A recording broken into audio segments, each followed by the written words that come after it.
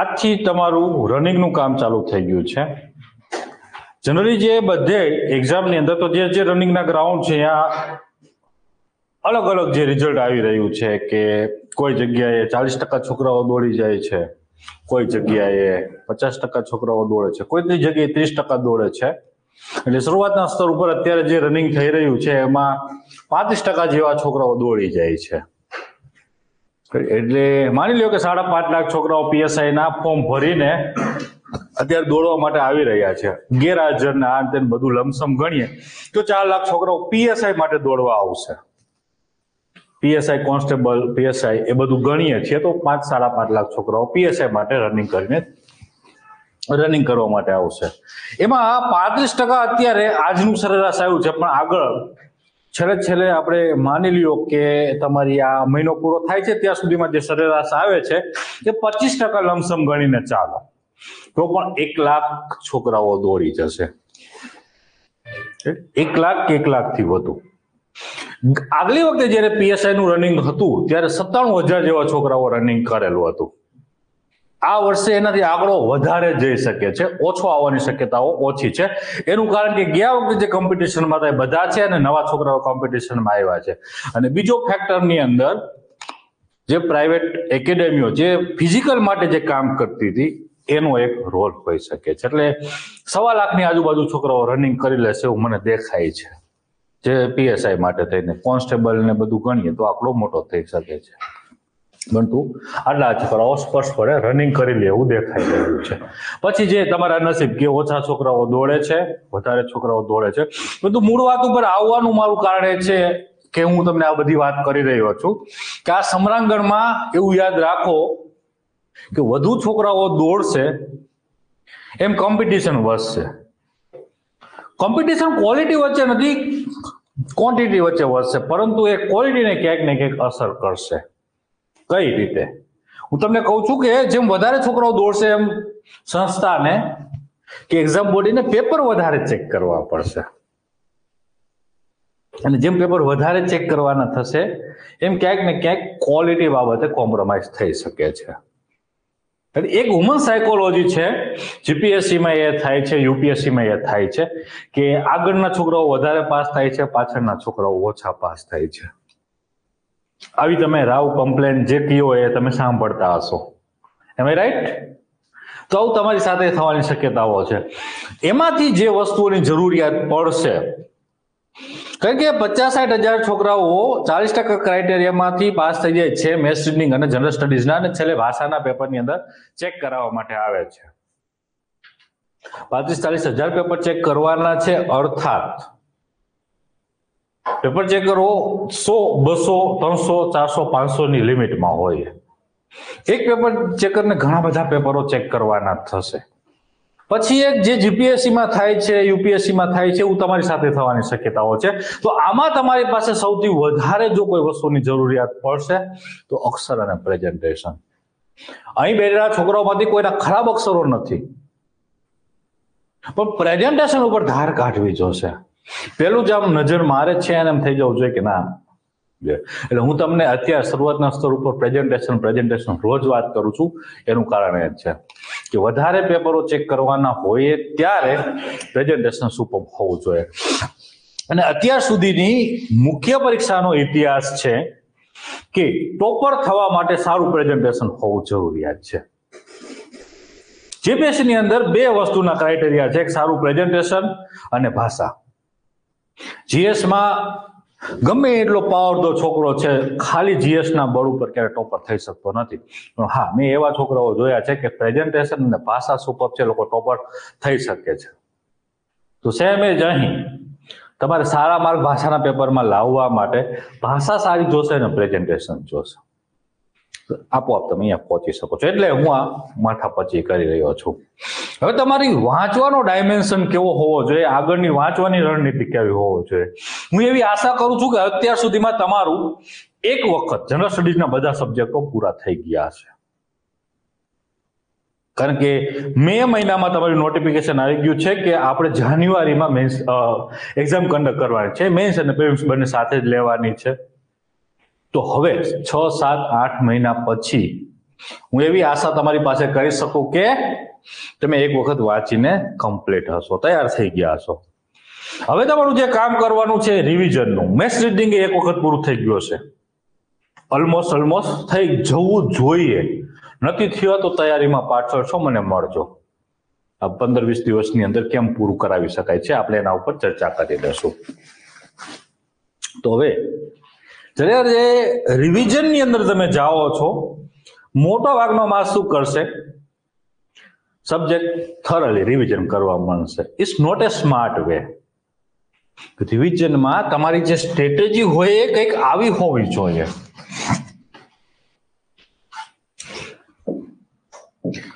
પેલા તમે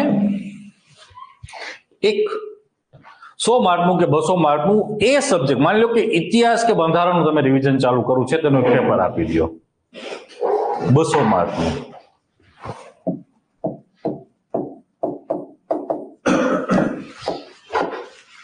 એટલે તમને ઓવરઓલ આઈડિયા આવી જશે કે જો 50-60% ઓછા માર્ક થાય છે, તમારો સબ્જેક્ટ નબળો છે, એને શાંતિથી ફરીથી રિવિઝન કરો વ્યવસ્થિત રીતે. અને આ પેપર આપો છો ત્યારે શાંતિથી જોવો, એનાલિસિસ કરો કે આપણા ડેટા ફેક્ટ ખોટા છે વધારે પડતા, આપણું એનાલિસિસ વાળા ક્વેશ્ચનો વધારે પડતા ખોટા પડે છે, કયા ટોપિકના વધારે પડે છે, કયા ટોપિકના ઓછા પડે છે. એક આખું નિતાંત એક સર્વૈયું કાઢો અને પછી આ સબ્જેક્ટના રિવિઝનમાં જાઓ. અને રિવિઝનમાં જાઓ છો ત્યારે પણ જે ટોપિક વાંચો છો એ પહેલા એ ટોપિકના 20 થી 25 MCQ સોલ્વ કરી લ્યો જ્યારે વાંચવાની શરૂઆત કરો છો એ પહેલા. એટલે ટોપિકની અંદર તમને ખ્યાલ આવી જશે કે ક્યાં આપણું હજી ઘટે છે, કયો ડેટા પેક નથી આવતો, શું કાંઈ. 25 MCQ સોલ્વ કરશો એટલે ટોપિક તમારો આખો વ્યવસ્થિત રીતે કવર થઈ જશે. એટલે તમને ટોપિકની અંદર જ્યાં ઘટે છે, તૂટે છે, MCQ સોલ્વ કરશો ત્યારે ખબર પડશે. બાકી ચોપડીમાં પેલી લીટીથી છેલ્લી લીટી સુધી વાંચ્યા જાઓ એ ટોપિકમાં, એમાં સાચું જ લખેલું હોય. તમને કેટલું યાદ છે, તમને કેટલું વાંચવાની જરૂરિયાત છે એ ક્યારે ખબર પડશે, જ્યારે તમે ટેસ્ટ આપશો. તો આ એક ડાયમેન્શનથી રિવિઝનને વિચારજો. સમજાઈ ગયું? આ રીતે તમે કરી શકો છો. એમ રિવિઝનની સ્ટ્રેટેજી આવી હોવી જોઈએ. જ્યારે તમે એક વખત સબ્જેક્ટ પૂરા કરી લ્યો છો પછી તો તમે આ રીતે જજો રિવિઝન માટે. પછી હું તમને કહું આગળ મેથ્સ રીઝનિંગની અંદર, જો આની પાસે તમારી પાસે પેપર નથી, સબ્જેક્ટ વાઇઝ હું તમને અવેલેબલ કરાવી દઉં છું, ગ્રુપમાં મુકાવી દઈશ, અથવા તમારું જે ઓનલાઈન જે તમારો કોર્સ છે એમાં હું PDF અપલોડ કરી દઈશ. એટલે આપણે 9 પેપર સબ્જેક્ટ વાઇઝ તૈયાર કર્યા છે. બંધારણના 2 થી 3 કરેલા છે, કારણ કે બંધારણ ખૂબ મહત્વનું છે અને તમારે કામ કરવાનું છે. સબ્જેક્ટ વાઇઝ ની અંદર આ હું તમને કહું છું, કરંટ અફેર્સ છેલ્લી તમે પરીક્ષાઓની અંદર જોશો એ ટ્રેન્ડ વહી ગયો છે. કરંટ અફેર્સ 2 કે 3 મહિનાનું પૂછાય છે. એસટીની ફિલ્મ્સની તમે જોયું છે કરંટ અફેર્સ 10-11 મહિના સુધી જૂના પૂછાયેલા છે. તો એવું નથી કે 11 મહિનાની તમે યુવા લઈને બેસી જાઓ, 11 મહિનાની વર્લ્ડ બોક્સ લઈને બેસી જાઓ, 11 મહિનાની લિબર્ટી લઈને બેસી જાઓ. સ્માર્ટ વેમાં જવાનું હોય. 3 કે 4 મહિનાનું ડી લીટી કરી લેવાનું. ઝીણામાં ઝીણું કરંટ અફેર્સ તમને આવડવું જોઈએ. મોટાભાગના પ્રશ્નો અહીંયાથી હશે. અને જે જૂના પૂછે છે 9-10 મહિનાના, એ મોટી ઘટનાઓના હોય. એ મોટી ઘટનાઓ વાંચવાની હોય. ફ્રન્ટ પેજ ઉપર જોઈ લો 15-20 જે હોય કરંટ અફેર્સ એને વ્યવસ્થિત એનાલિસિસ કરી લ્યો. છેલ્લા 10, 12, 14, 15 મહિના સુધી જજો. પણ મોટી મોટી ઘટનાઓ અને છેલ્લા 3-4 મહિનાનું લીટી ડી જેટલા કરંટ અફેર્સને વાંચી શકો છો એટલા વાંચો. છેલ્લા 2-3 મહિનાના કરંટ અફેર્સ હોય કે 4 મહિનાના કરંટ અફેર્સ હોય, 2-3 સોર્સમાંથી વાંચવા પડે તો પણ વાંચો. બધું નથી વાંચવાનું. જૂના જે કરંટ અફેર્સ છે એના મોટા કરંટ અફેર્સ આગલી બેચમાં હું કરાવડાવીશ. એટલે એવું કરશું કે બધી બેચને એક દિવસ ભેગી કરી દઈશ કરંટ અફેર્સ માટે. અને કરંટ અફેર્સ માટે અત્યારથી કોઈ હાય હોય નથી કરવાની. એ છેલ્લા મહિનાની વસ્તુ છે. છેલ્લા મહિનામાં તારીખ આવે છે પછી કરાવીશ કે 2024ની જે મહત્વપૂર્ણ ઘટનાઓ છે એમના 2 સેશન કરીશ, 2 કે 3 સેશન કરીશ, 3-3, 4-4 કલાકના. અને છેલ્લા ઓક્ટોબર, નવેમ્બર, ડિસેમ્બર, જાન્યુઆરી અથવા નવેમ્બર, ડિસેમ્બર, જાન્યુઆરી, ફેબ્રુઆરી જો માર્ચમાં એક્ઝામ લે છે તો 15 દિવસ પહેલા સુધીનું કરંટ અફેર્સ આપણે એમના 1 કે 2 સેશન કરી દઈશ. એ કરંટ અફેર્સ વાળી જવાબદારી મારી છે. આમ છતાં તમારે વાંચવું છે તો વાંચવા માટે મેં તમને ચિત્તાર આપી દીધો કે જૂના કરંટ અફેર્સની મોટી મોટી ઘટનાઓ જોવો અને છેલ્લા 3-4 મહિનાની લીટી જોવો. આ કરંટ અફેર્સને મહત્વ આપજો, કારણ કે 40% ક્રાઇટેરિયા માટે ખૂબ મહત્વનું છે. જનરલ સ્ટડીઝની અંદર 25 માર્ક છે, એ ખાસ કાળજી રાખજો. હવે ચર્ચા કરીએ, એક તમારો સેક્શન છે, એ જૂની બેચના છોકરાઓ બહુ ગભરાય છે, એન્વાયરમેન્ટ વાળો, 25 માર્ક વાળું, એન્વાયરમેન્ટ, સાયન્સ એન્ડ ટેક અને ઇકોનોમી. તો એમાં બેઝિક ફંડામેન્ટ છે, એનસીઈઆરટી ની બુક છે, એમાંથી વાંચો, કારણ કે કન્સેપ્ચ્યુઅલ અન્ડરસ્ટેન્ડિંગ તમને ત્યાંથી મળી જશે. બાકી કરંટ અફેર્સમાંથી વધારે પૂછાય, એન્વાયરમેન્ટ, સાયન્સ એન્ડ ટેક અને ઇકોનોમી. એટલે એવું માનીને ચાલો 10 ક્વેશ્ચન કરંટ અફેર્સના હશે ને 15 ક્વેશ્ચન બેઝિક ફંડાના હશે. સાયન્સની અંદર નવો ટ્રેન્ડ, ઇકોનોમીમાં નવો ટ્રેન્ડ, એનસીઈઆરટી માંથી ક્વેશ્ચન પૂછે છે. કારણ હસમુખ પટેલ સાહેબ 1000 વખત તમને કહીને ગયા છે કે એનસીઈઆરટી, જીસીઈઆરટી વાંચો. હવે મોટો માસ એનસીઈઆરટી, જીસીઈઆરટી વાંચતો હોય તો એક્ઝામ બોડી એવું ના કરે કે કોઈ બીજા મટીરિયલને રિફર કરાવડાવે, કારણ કે એ વ્યક્તિની પ્રતિષ્ઠા ઉપર ક્યાંક ને ક્યાંક દાવ લાગી શકે છે. ભલે મેડમ બદલા છે કે ચેરમેન બદલા છે, પણ વ્યક્તિઓ હશે, આમૂલચૂલ પરિવર્તન ના થાય. પેપર સેટ કરનાર વ્યક્તિઓ એ જ રહેશે, સબ્જેક્ટ વાઇઝ. રાઈટ? એટલે એની આજુબાજુ ક્વેશ્ચન ત્યાં પૂછવાની શક્યતાઓ છે. બંધારણને મેં કીધું છે એમ ઝીણી ઝીણી વસ્તુ બંધારણની તમને આવડવી જોઈએ. અને પબેટની અંદર જાહેર વહીવટમાં મેં તમને કીધું છે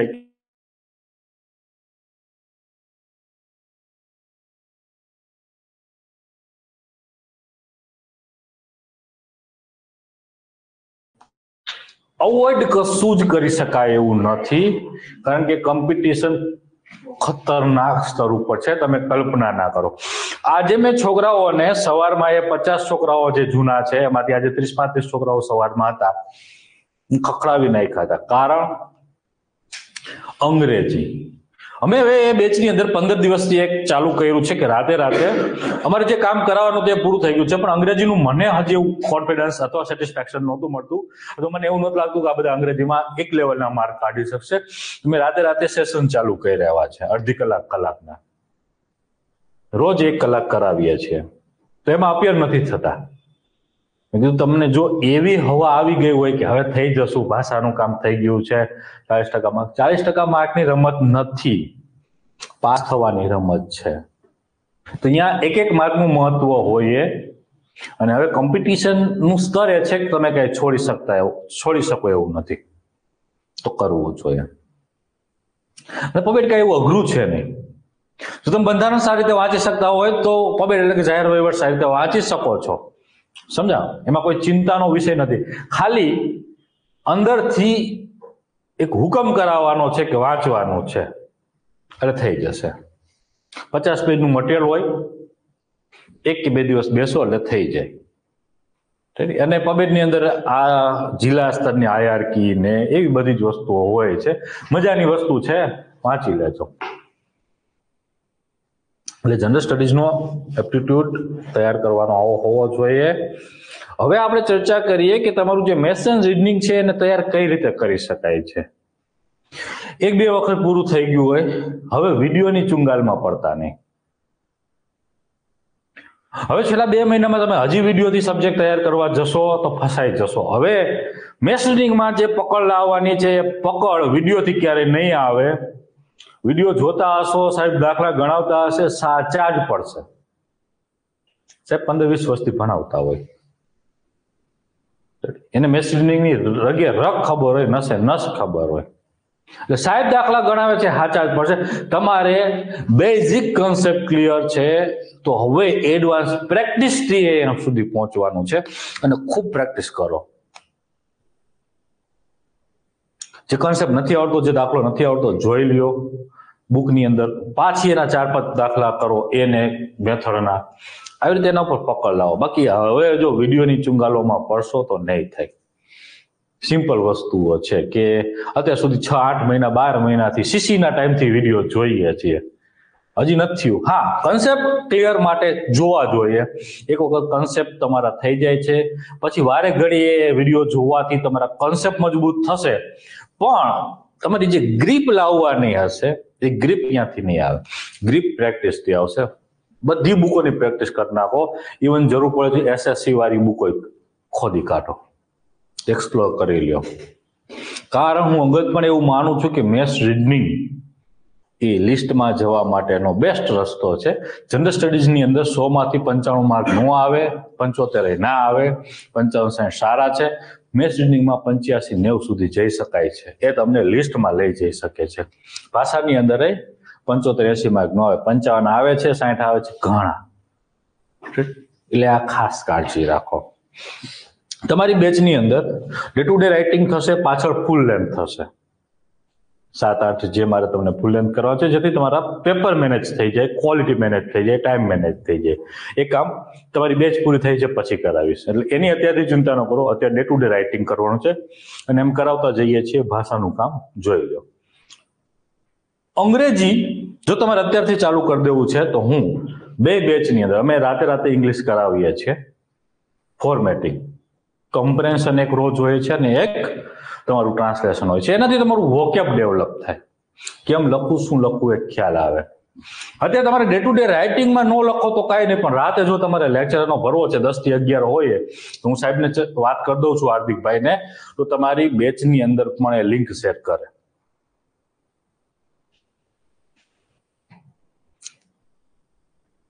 થઈ છે? ઓનલાઈન હોય છે, ગૂગલ મીટ ઉપર હોય છે. કેમ કે 2-3 બેચો ભેગી છે એટલે મારે ગૂગલ મીટમાં બધાને મારે ભેગા કરવા પડ્યા છે. અને હાર્દિકભાઈ અહીં નથી આવી શકે એમ રાતે, એટલે એ ગૂગલ મીટ ઉપર એક વચલો રસ્તો કાઢ્યો છે. જો તમારે અત્યારથી જ ઇંગ્લિશનું કામ ચાલુ કરવું છે, બાકી કામ થતું રહેશે. અત્યારથી તમે કલાક બેસો તો વોકેબ ડેવલપિંગ તમારું કામ થતું જાય. એ તમને ટ્રાન્સલેશનમાં મદદરૂપ બનશે. પ્રિસાઇઝ લખાઈ જશે, કમ્પ્રેન્શન થઈ જશે ઇંગ્લિશની અંદર, પણ ટ્રાન્સલેશન ડિફિકલ્ટ વસ્તુ છે. એનું કારણ આપણી પાસે વોકેબ ના હોય. વાસ્તવિકતા આ છે. તો એક પ્રોસેસ માંગી લે, પ્રક્રિયાની વસ્તુ છે. તો હું તમને કહું છું કે વોકેબ જો તમારે અત્યારથી છેલ્લે કહીને 1 કલાકની અંદર 10, 12, 15 વોકેબ તો મળશે. જો તમે ઈચ્છતા હોય તો હું હાર્દિકભાઈને કહી દઉં છું કે લિંક આ ગ્રુપમાં એડ કરી દે, તે તમે જોડાઈ શકો છો. ડન? તો ઇંગ્લિશનું કામ અત્યારથી થતું જાય. જોડાવો અને શું વાંધો છે તમને? રાતે કલાક થતું જાય ને કામ. આમ તો જાતે તો આપણે ઇંગ્લિશ કંઈ કરશું નહીં. એ એક વાસ્તવિકતા છે. કરે છે કોઈ જાતે ઇંગ્લિશ માટે કંઈ? વધારે વાત કરી દીધી છે નિકુંજથી. છાબુઆ છે તો એક આ કરી શકાય છે. ડન? ચલો, એટલે ભાષા, મેથ્સ રીઝનિંગમાં એમ કે જો તમારી પાસે પ્રેક્ટિસના પ્રશ્ન ના હોય તો આપણે એ જનરલ સ્ટડીઝના 9 પેપર સેટ કરેલા હતા. એમાં દરેકમાં 100 ક્વેશ્ચન મૂકેલા છે. આપી દઉં, ગ્રુપમાં પેપર મૂકી દઉં. રેડી? અને એના માટે આપણું એક અલગ ગ્રુપ બની ગયું છે. અમુક છોકરાઓ એડ નથી થઈ શક્યા જે પ્રાઇવેસી ટેલિગ્રામમાં સેટ કરેલી હોય, એમને હું લિંકથી આજે એડ કરી દઉં છું, પછી એમાં એડ કરીએ. એટલે જૂનું જે ડેમો વાળું ગ્રુપ હવે ધીમે ધીમે નિષ્ક્રિય કરી દઈએ અને જે કન્ફર્મ એડમિશન છે ગ્રુપ ફાઇનલી સક્રિય કરી દઈએ. આવતીકાલથી જ ગ્રુપ ફુલી એક્ટિવ થઈ જશે. ચલો, આવો અભિગમ હોવો જોઈએ. અને મોસ્ટ ઓફ હવે રિવિઝન તમારું પ્રેક્ટિસ આધારિત હોવું જોઈએ. ખાલી વાંચ્યા જાઓ એવું નથી. મેથ્સ રીઝનિંગમાં મસ્ટ ઓફ તમે રિવિઝન જે કરો છો એ પ્રેક્ટિસ આધારિત હોવું જોઈએ. ભાષાનું કામ આ રીતે ધીમું કરીએ છીએ. જેમ છોકરાઓ દોડી જશે એમ પછી રોજ કલાકોમાં વધતું જશે. 1 કલાક વધારે દઈશ એટલે 2 ફોર્મેટિંગમાં પછી કામ કરશું. ડન? ચલો, બીજું તમારી બાજુથી કઈ પ્રશ્ન હોય તો કયો.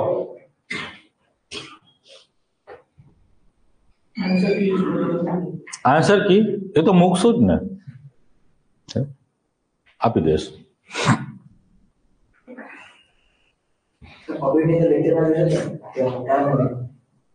પબેટમાં લેક્ચર જોવા જેવું જ નથી કાંઈ. બંધારણ તોય અઘરું છે, પબેટ તો સહેલું છે, રસપ્રદ વિષય છે. લેક્ચર શું એમાં જોવાના હોય? અને લેક્ચર તમને ગુજરાતની અંદર મુખ્ય પરીક્ષા આધારિત લેક્ચરો મળશે. કારણ કે જીપીએસસી મેઇન્સનો એ વિષય છે, એટલે film specific I think material ક્યાંય મળતું હોય તો એ જોઈ લો લેક્ચર. પણ બહુ એમાં ચૂંગા 50 પેજ 100 પેજના મટીરિયલમાં તમારું આખું પબેડ કવર થઈ જશે, અને એને વ્યવસ્થિત રીતે 1-2 વખત રિવિઝન કરી લ્યો એટલે તમારું કામ થઈ જશે. એમાં અમુક ટોપિક તો તમારા બંધારણ હારે કોરિલેટ છે, અમુક ટોપિક જ તમારે અલગથી કરવાના છે. રેડી? તો એ કોરિલેટ બંધારણ સાથે છે, એને યાદ ડેફનેસ આપી દો, વ્યવસ્થિત કરી લ્યો બંધારણમાં જ. પંચાયતી રાજ છે તો પંચાયત રાજની જે સેક્શનો છે, કલમો છે, કેમાં કયું વસ્તુ છે જોઈ લ્યો, સમિતિઓ જોઈ લ્યો, એમના વિષયો જોઈ લ્યો, ક્યાં 73 અમેન્ડમેન્ટમાં આવ્યા છે, 11મી અનુસૂચિના છે, કે 12મી અનુસૂચિના છે, થોડુંક એ રીતે તમે જોઈ લો એટલે તમારું એ કામ થઈ જાય છે. ચાલો, આ રીતે તમારી સ્ટ્રેટેજી હોવી જોઈએ આગળની કામ કરવાની. અને એક વખત જો આ સ્ટ્રેટેજી પકડાઈ ગઈ છે રિવિઝનની, શરૂઆતમાં તમને લાલચ એવું હોય કે ફટાફટ પૂરું કરી દઈએ, અને હું એવો મતનો માણસ છું, ફટાફટ પૂરું કરવાથી કામ થતું નથી. તમે છેલ્લે અહીંયા ઉભા હોય છો. તો એક રિવિઝન સાયન્ટિફિક વેમાં તમે કરો, 5-5, 10-10, 15-15 માર્ક મેથ્સ રીઝનિંગમાં, 10-15 માર્ક જીએસમાં વધે, એવો મારો પ્રયાસ છે. તો આ મેથડથી તમે રિવિઝનમાં જજો. બાકી ગામ સવારે તમને એમ કે આજ બંધારણ બેઠો તો સાંજે પૂરું કરીને એવાય મળે તમને, એ પૂરું થાય એમાં એક સારું સાયન્ટિફિક અને ક્વોલિટેટિવ રિવિઝન ના થાય. અમે બધા છે ઓલરેડી 3-4 વાર વાંચી લીધી છે, ખાલી એમસીક્યુ સોલ્વ કર્યા રાખી. એમસીક્યુ સોલ્વ કર્યા રાખવા નો કોઈ મતલબ નથી. એનું કારણ હું તમને કહું. એમસીક્યુ થી તમારો આખો કોન્સેપ્ટ પાછો ક્લિયર ના થાય.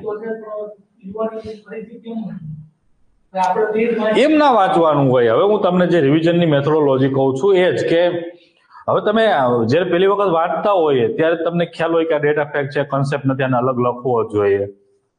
તો અત્યારે જે રિવિઝન કરો છો ત્યારે જ એવું કરતા જાઓ કે મેં એક બંધારણની 10 પેજની નોટ બનાવી હતી, બધા ડેટા એમાં આવી જાય.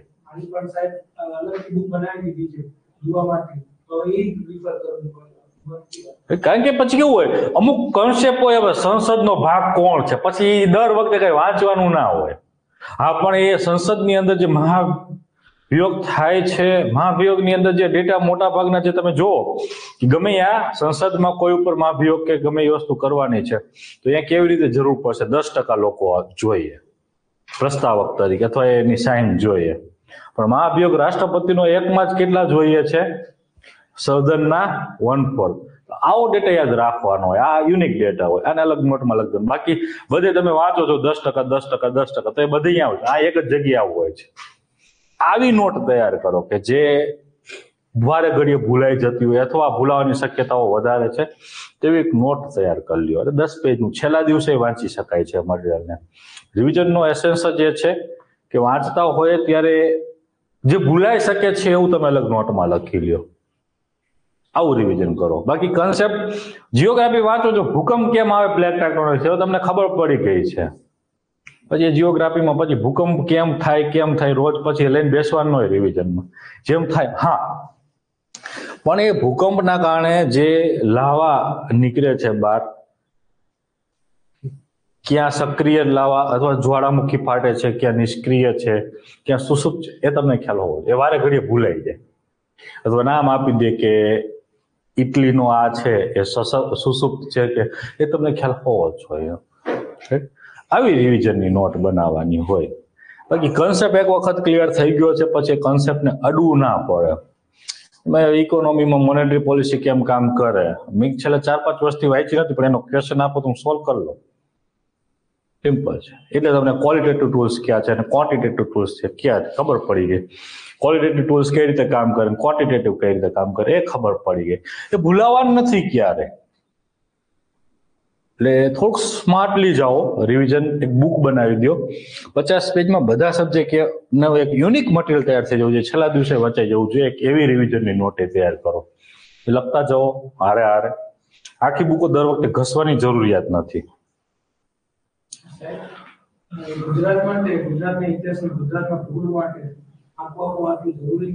ગુજરાતના ઇતિહાસ અને ગુજરાતના ભૂગોળ માટે ફિલિમ્સ છે એટલે તો વાંચવું પડે. મેં શું તું કહી દઉં કે આ 10 ક્વેશ્ચન કરી લે, એની બહાર નથી જતા.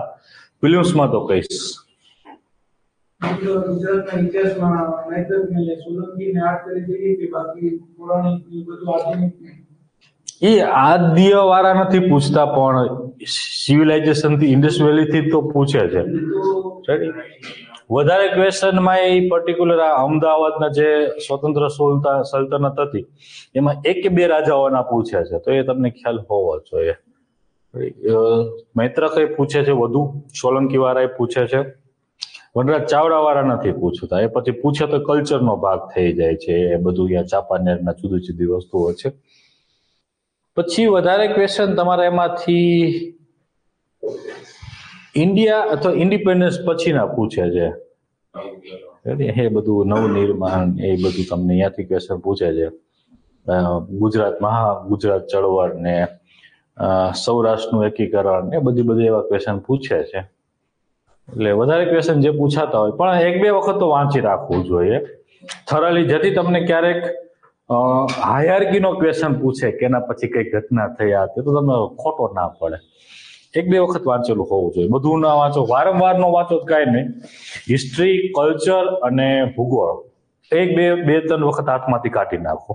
આમ 25 માર્ક જ છે, 25 માર્કમાંથી વધારે પૂછવાનો કોઈ સ્કોપ નથી, પણ તોય વાંચવું જોઈએ. એમ સાવ ઇલિમિનેટ ના કરી શકાય, કારણ કે આ લોકો નક્કી નથી હોતું, ટ્રેન્ડ ગમે ત્યારે ચેન્જ કરી નાખે. વચ્ચે ભારતીય સાંસ્કૃતિક વારસાના ક્વેશ્ચન નહીવત પૂછતા હતા. ગુજરાતમાં આદિવાસી સંસ્કૃતિ 15-20 ક્વેશ્ચન, 50 ક્વેશ્ચન હોય પૂછવાના જીપીએસસી ને, એમાંથી 15-20 ક્વેશ્ચન તો આદિવાસી સંસ્કૃતિના પૂછે, 4 કે 5 બીજો હોય કલ્ચર. ભારતના બહુ 10-11 પૂછે. તો આવો ટ્રેન્ડ કરી નાખે તો આનું નક્કી ના હોય કાંઈ. એટલે કાંઈ આ તો એવું કરે કે 10 ક્વેશ્ચન માની લો કે હિસ્ટ્રીના પૂછવા, જેમાંથી 7 કે 8 ગુજરાતના પૂછી નાખે. આનું નક્કી નથી કાંઈ. એટલે વાંચી તો લેવું જોઈએ, કારણ કે જે દિવસે ઓલું કહીએ ને કે આપણા નસીબ ફૂટેલા હોય ને તે દિવસે આપણે ન વાંચ્યું હોય ને એમાંથી જ વધારે ક્વેશ્ચન પડે. એટલે આપણે બધી ઇક્વિલિબ્રિયમ અને પાસ થનાર વ્યક્તિ કાયમી ઇક્વિલિબ્રિયમમાં મેથડ તૈયારી કરતો થાય છે કે જેમનું ઇક્વિલિબ્રિયમ સારું હોય, બધું થોડું વ્યવસ્થિત કરેલું, બધું રિવિઝન કરેલું હોય, ટેસ્ટ પ્રેક્ટિસ કરેલી હોય, બધું કરેલું હોય, એ વ્યક્તિ વધારે પાસ થાય છે. 2 કે 4 સબ્જેક્ટમાં નિષ્ણાંત થઈ ગયા હોય એવા વ્યક્તિઓ પાસ ના થાય, અમારા જેવા. સમજા? જેને ઇક્વિલિબ્રિયમ સારું હોય એ બધા પાસ થશે. બધું થોડું સારું આવડતું હોય, પછી અપવાદ હોય એકાદા બે કે એમને ક્યારેય ગુજરાતનો કલ્ચર વાંચ્યો ના હોય, પણ આપણે એવું ના કરાય. આપણી પાસે જે સમય છે વાંચી લેવું જોઈએ. ચાલો અહીં સુધી રાખીએ છીએ કે આગળ તમારે વાંચવાની મેથોડોલોજી કેવી હોવી જોઈએ મેં તમને એક ચર્ચા કરી લીધી છે.